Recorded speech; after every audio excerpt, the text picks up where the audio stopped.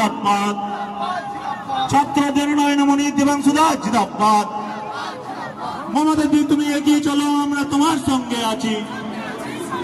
অভিষেক দা তুমি এগিয়ে চলো, আমরা তোমার সঙ্গে আছি।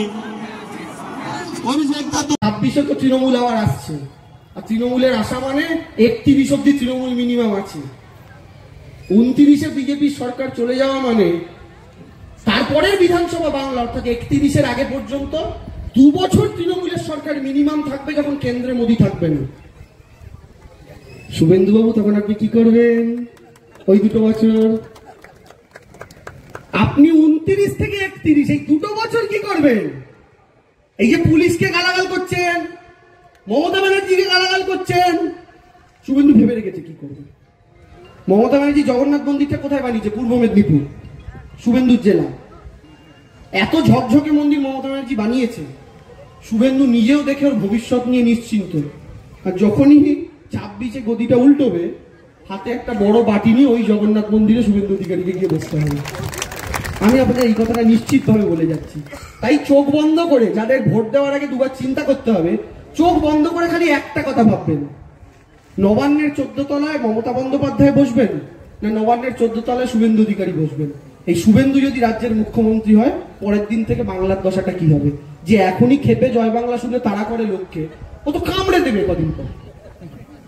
বিজেপি কর্মীরা জানি এখানে ভিড়ভাট্টায় ঢুকে আছেন, শুনছেন। আমি আপনাদের উদ্দেশ্যে বলছি, শুভেন্দুতে খুব সাবধান। ও এবার আচরানো কামড়ানো শুরু করবে, কারণ তার সব কটে কেটে গেছে। প্রতি বছর একটা করে ভোট যায় আর 2টো করে তার কাটে। কারণ অমিত শাহকে কথা দিয়ে আছে প্রত্যেকবার দিল্লি গিয়ে, স্যার এবার 42-এ 35 লিখে নিন। আর অমিত শাহ টিভি চালিয়ে বসে থাকে, থেকে 11, 12। তো অমিত শাহ প্রত্যেকবার ডাকে একটা করে চাটি মারে। তোর কথা শুনে আমি আবার মোদিজিকে বলি, আর মোদিজি তোর কথা শুনে বার খেয়ে আবার টিভিতে এসে বলে বাঙ্গাল মিস বা সবচেয়ে আচ্ছা রেজাল্ট হোগা। মোদির মুখে চুনকালি পড়ে। তো শুভেন্দুর ক্যালকুলেশন এখন মোদি অমিত শাহ বিশ্বাস করছে না।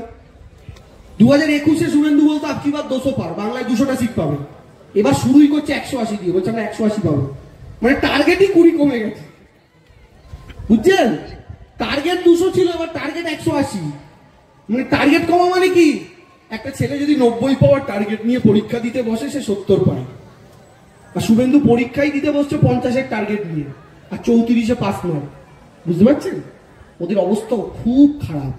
আমি আপনাদের এই জন্য বলছি যে বিজেপি সমর্থকরা এখনো দূরে ছিটিয়ে রয়েছেন, তারা আসুন মমতা বন্দ্যোপাধ্যায়ের সঙ্গে সঙ্গবদ্ধ হয়ে নিজের মুখের ভাষাটা, নিজের পায়ের তলার মাটিটাকে বাঁচানোর লড়াইতে ঝাঁপান। শুভেন্দু আজ আছে, কাল থাকবে না। ও এদিক থেকে যদি ওদিকে পাল্টি মারতে পারে, কালকে মোদি দিল্লি থেকে চলে গেলে ও দেখবেন কংগ্রেসে পাল্টি মেরেছে। ওর দ্বারা সব সম্ভব। তো ফলে যে বিজেপির নেতা কর্মীরা ওর ওপর বডি ফেলে ওয়েট করছেন, তাদের